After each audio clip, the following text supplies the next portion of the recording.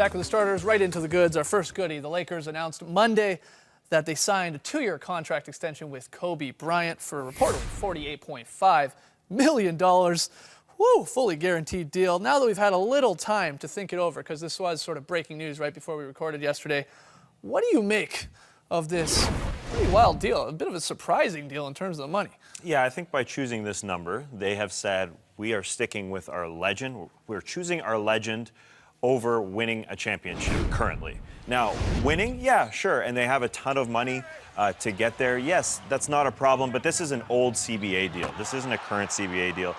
They've just said, hey, our legend is more important than buying or getting multiple guys to win a championship right now. Is that fine?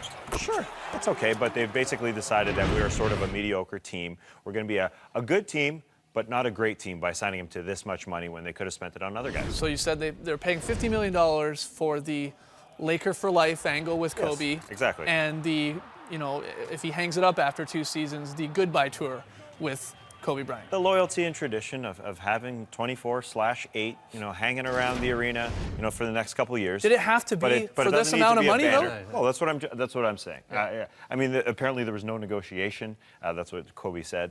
But yeah, who knows? Kobe like that? That's yeah. Because you immediately compare it to a guy like Tim Duncan, who took quite the pay cut. A legend, a Hall of Famer, no doubt. That jersey's going up in San Antonio, but taking much less money to try and build or trying to maintain, I guess, a championship team with the Spurs, who are one Ray Allen 3 of getting one more ring there last year. I mean, the Spurs worry about money than the Lakers, a lot more than the Lakers do. So it's not an issue with them as far as the money goes. But as far as the slots in your salaries and your sort of team roster, you have to worry about Kobe being paid as the highest player when he's not the best player in the league. Yeah, and Pau Gasol now looks like that's, unless he takes a crazy pay cut, he may not be there. You said they're going to have money, but they're only really going to have one amount of money for one real max guy. Yeah, and then a bunch of veteran minimums and exceptions, and you're basically going to have the same kind of team you had last year, where you had a really top-heavy team, and then once those guys start getting hurt, you're playing like